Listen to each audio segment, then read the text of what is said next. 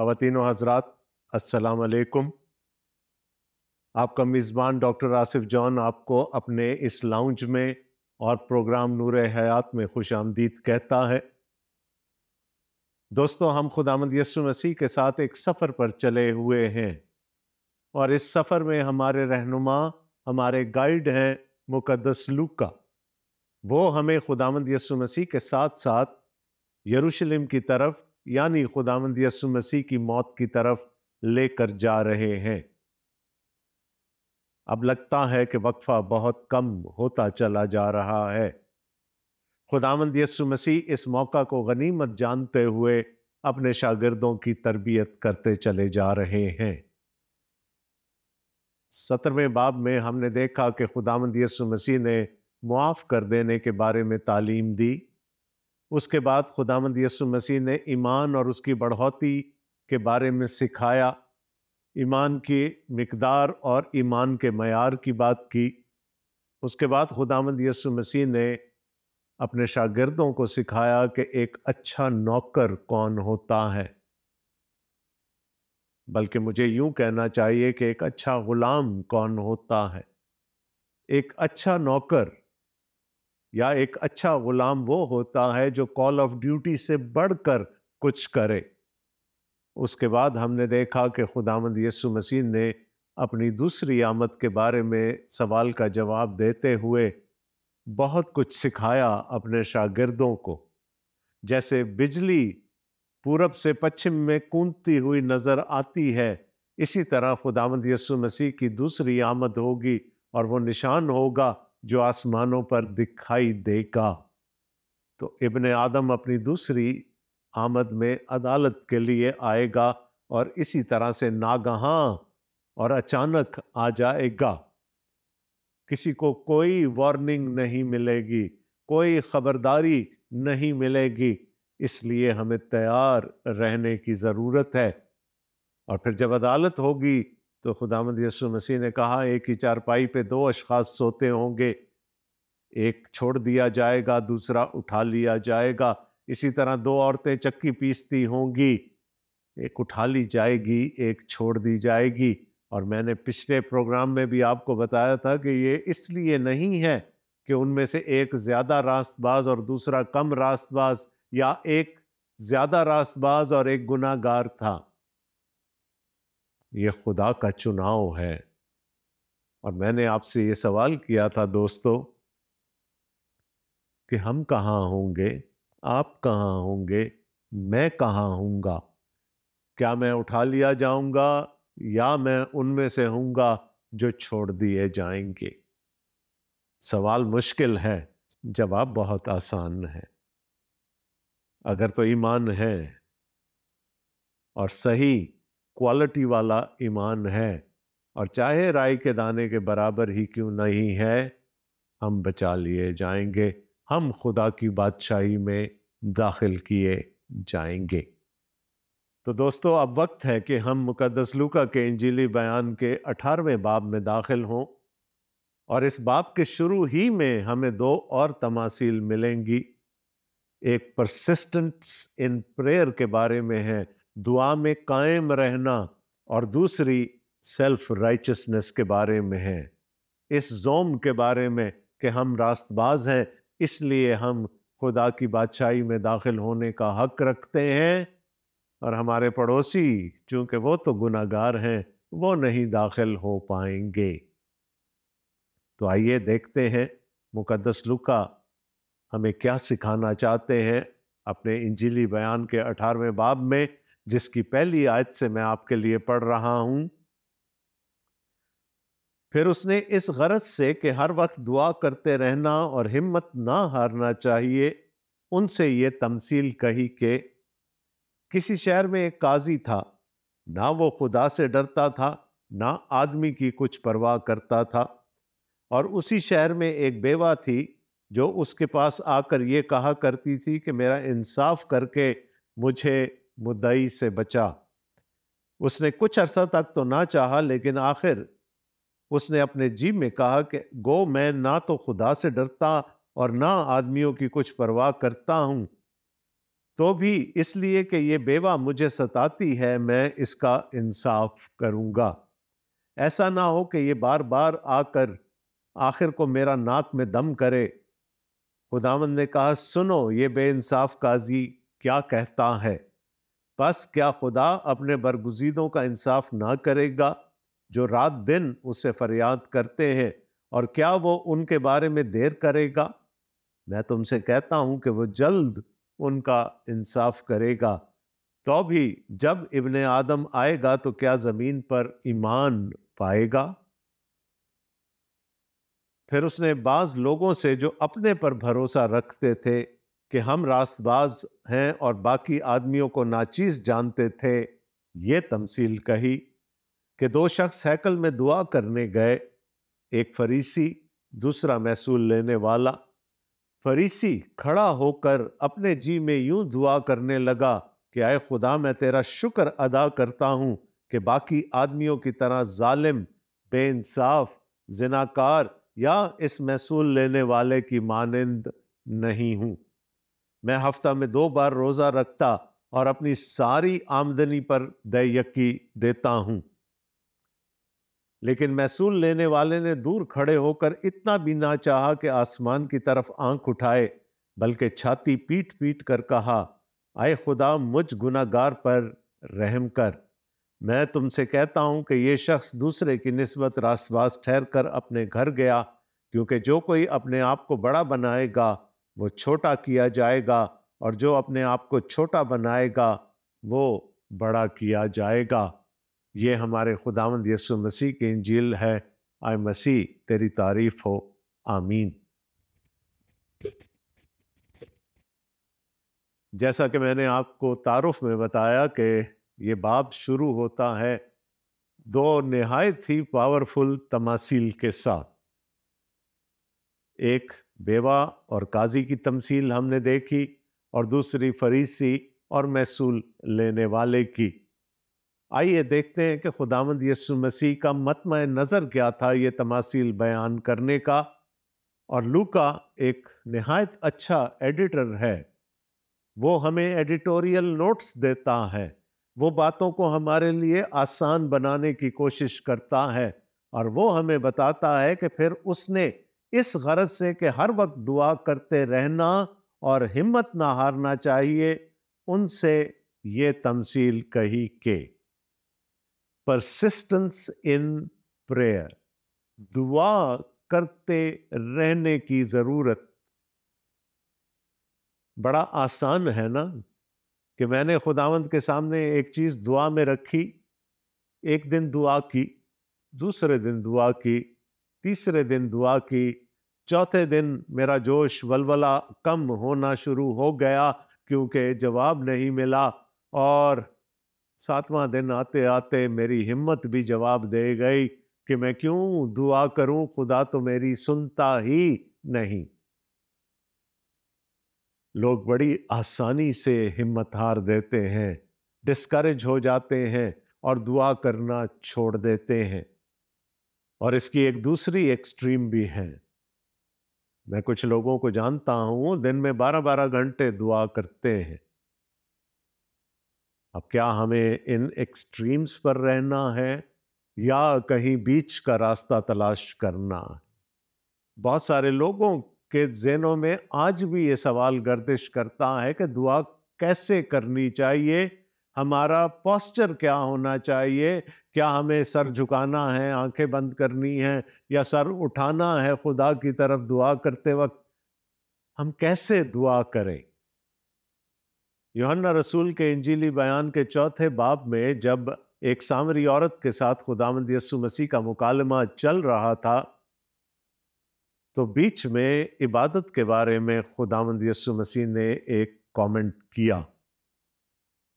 کہا تم جسے نہیں جانتے اس کی عبادت کرتے ہو، ہم جسے جانتے ہیں اس کی عبادت کرتے ہیں۔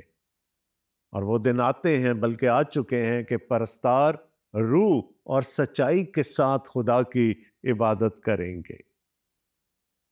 سوال اٹھا تھا کہ تم یروشلم میں عبادت کرتے ہو، ہیکل وہاں ہے، اور ہم یہاں پر عبادت کرتے ہیں، بیتیل میں عبادت کرتے ہیں جس جگہ کو یعقوب نے ڈیڈیکیٹ کیا تھا، خداوند یسوع مسیح نے کہا کہ جگہ کی کوئی قید نہیں ہے، کہیں بھی دعا کی جا سکتی ہے، کہیں بھی خدا کی عبادت کی جا سکتی ہے، بس یہ دیکھنا ہے کہ روح اور سچائی سے ہو، اور یہ دیکھنا ہے کہ جس خدا کی ہم عبادت کرتے ہیں کیا ہم اس کو جانتے بھی ہیں یا نہیں۔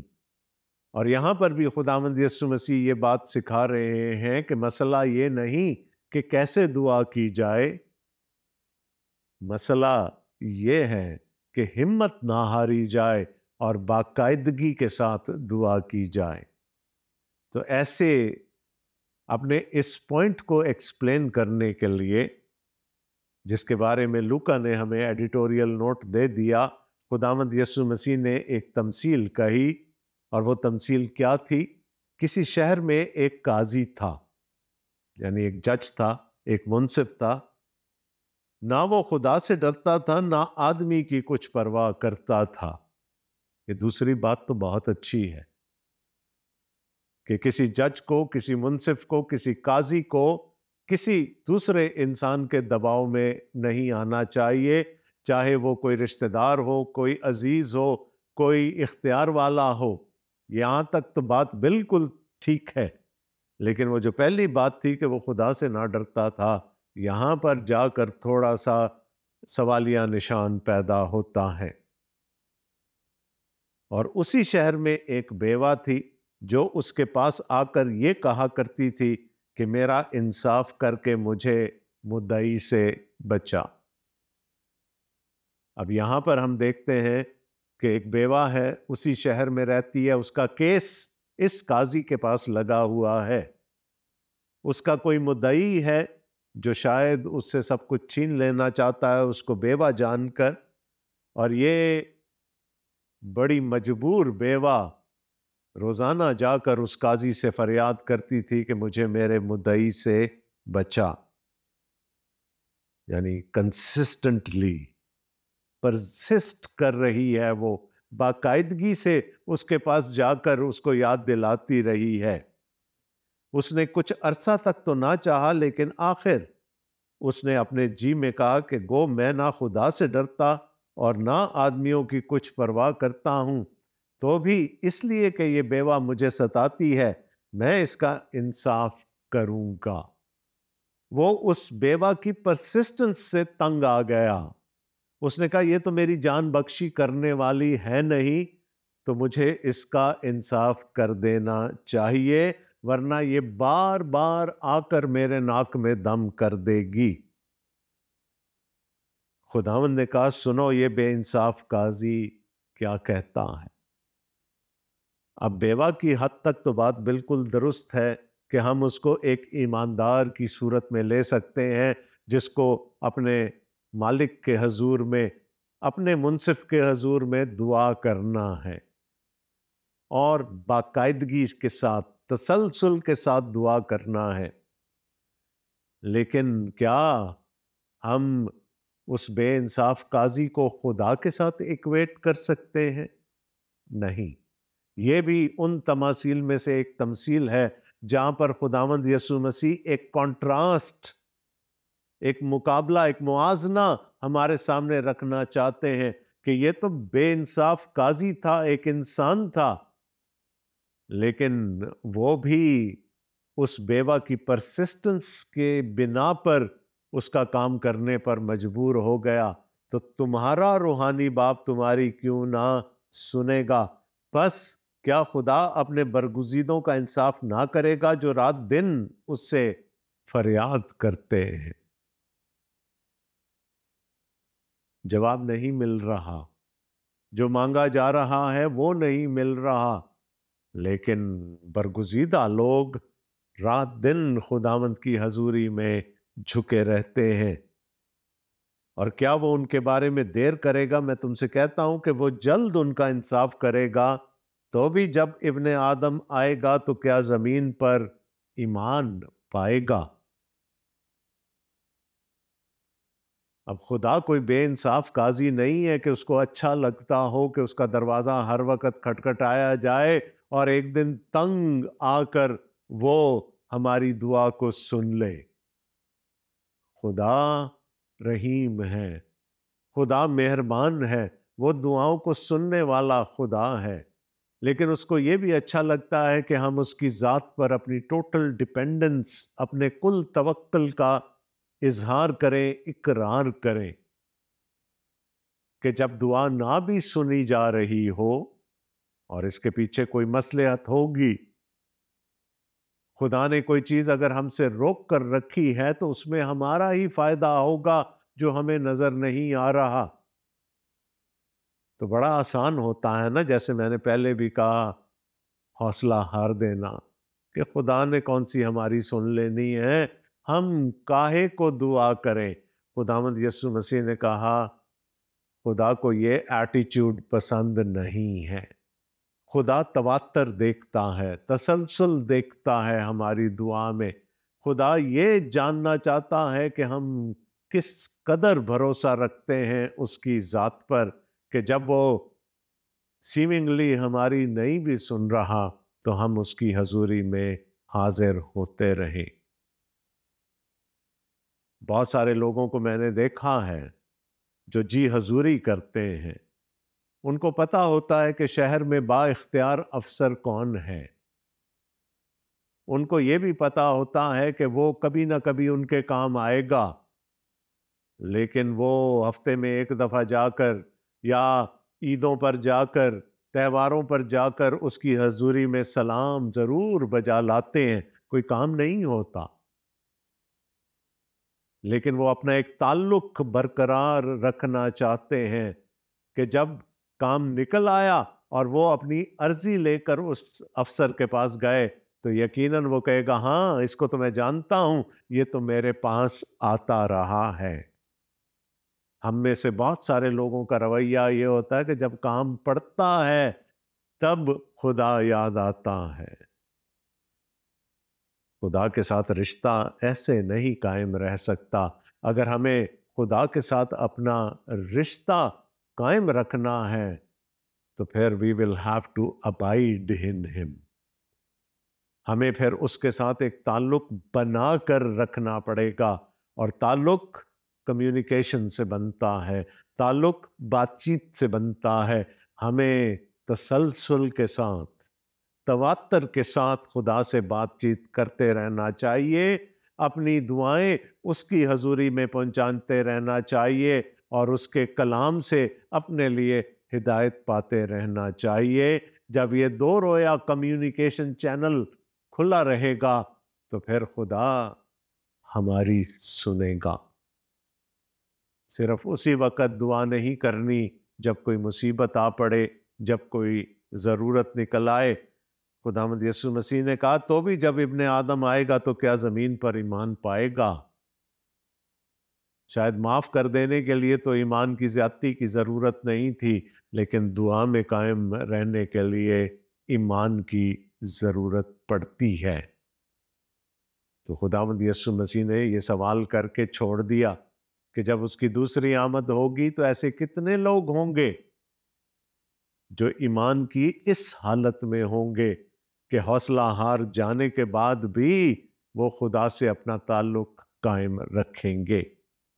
جیسا کہ میں نے آپ کو پہلے بتایا تھا، اس باب میں ایک اور تمثیل بھی ہے جس کو عرف عام میں فریسی اور محصول لینے والے کی تمثیل کہا جاتا ہے۔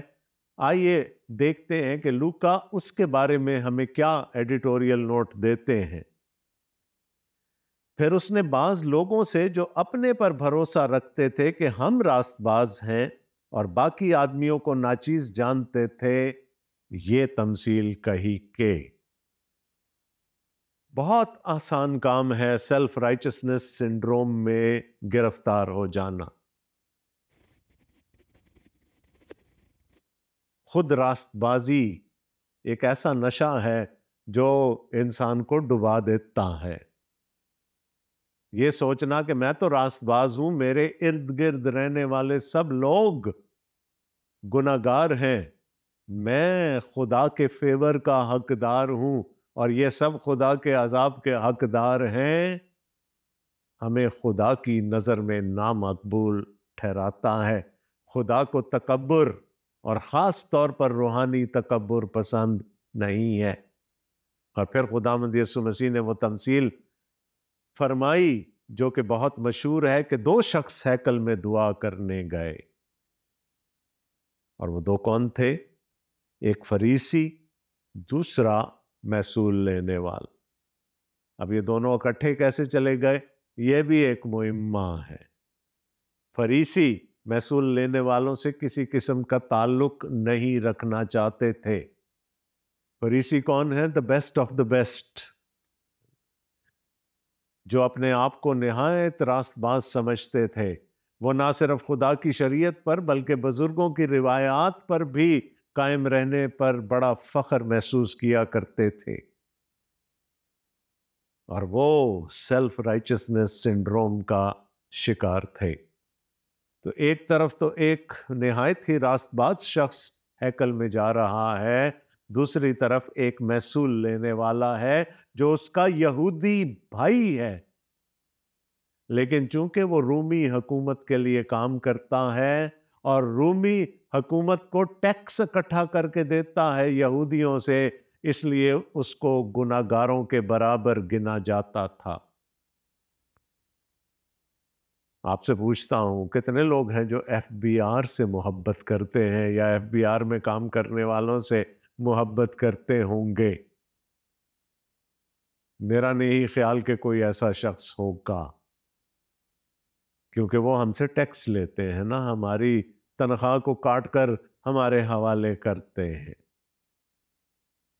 تو ایک طرف وہ ہے جو بالکل ہی زمین سے لگا ہوا ہے، گناہگار ہے فریسی کی نظر میں، اور دوسری طرف خود ایک فریسی ہے جو اپنے آپ کو نہایت ہی بڑا راست باز سمجھتا ہے۔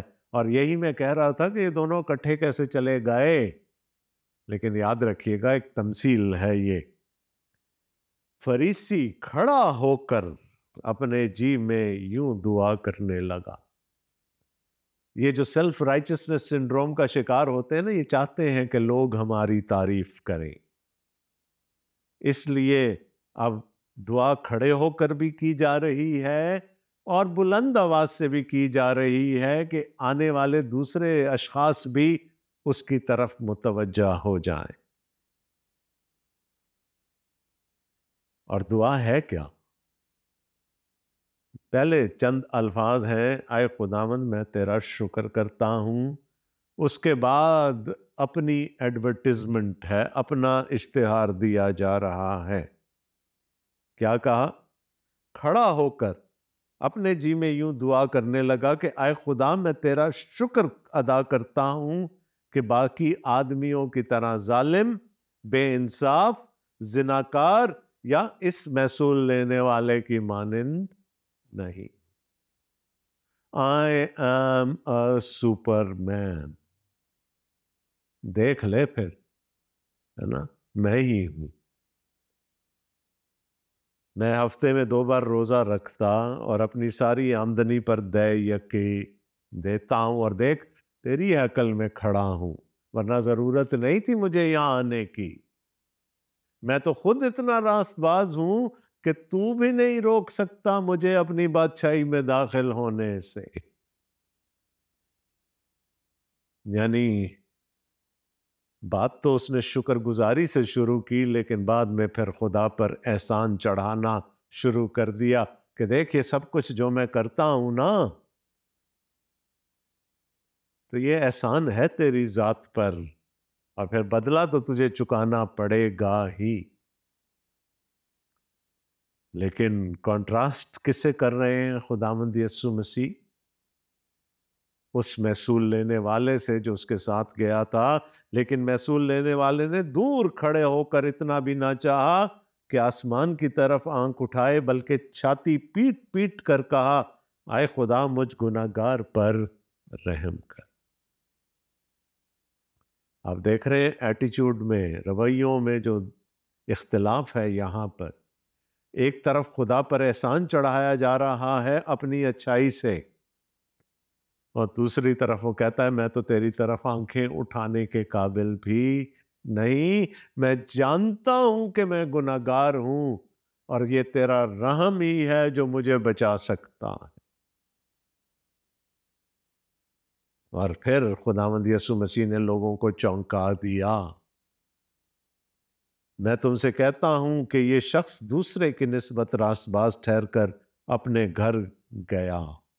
اگر خداوند یسوع مسیح اپنی آڈینس سے پوچھ لیتے کہ ان دونوں میں سے کون راست باز ٹھہر کر ہیکل سے گیا، تو یقیناً 100% لوگوں کا یہ جواب ہوتا فریسی، کیونکہ ان کی راست بازی کی تو قسمیں کھائی جاتی تھیں۔ لیکن خداوند یسوع مسیح نے کہا کون راست باز ٹھہر کر گیا؟ وہ جس نے اپنے گناہگار ہونے کا اقرار کیا۔ اب گناہگار تو دونوں ہیں، کیونکہ خدا کے کلام کا فیصلہ ہے کہ کوئی بھی راست باز نہیں، ایک بھی نہیں۔ گناہگار تو دونوں ہیں، ایک اپنے گناہ کا برملا اقرار کر رہا ہے اور خدا سے رحم کا طلبگار ہے، دوسرے نے اپنے گناہ پر اپنی راست بازی کا لبادہ اوڑھ لیا ہے، اپنے گناہ کو چھپانے کی کوشش کی ہے اور اپنی راست بازی کا اشتہار دینے کی کوشش کر رہا ہے۔ کیا ہی خوبصورت تعلیم ہے میرے مالک کی! دعا کرنی ہے اور تسلسل کے ساتھ کرنی ہے، باقاعدگی کے ساتھ کرنی ہے، اپنے گناہگار ہونے کا اقرار کرتے رہنا ہے، خدا سے اس کا رحم مانگتے رہنا ہے۔ اور یہی خلاصہ تھا ان دو نہایت خوبصورت تماثیل کا۔ یہ ایک چیک لسٹ ہے، ہمیں اپنے آپ کو بھی ساتھ ساتھ جانچتے چلے جانا ہے۔ تو آپ کے پاس وقت ہے، دیکھیے گا آپ کی دعا کتنی پرسسٹنٹ ہے۔ کیا آپ سیلف رائچسنس سنڈروم کا شکار تو نہیں ہے؟ خداوند آپ سب کو بڑی برکت دے، آمین۔ اپنے میزبان ڈاکٹر آصف جان کو اگلے پروگرام تک کے لیے اجازت دیجیے گا۔ خدا حافظ۔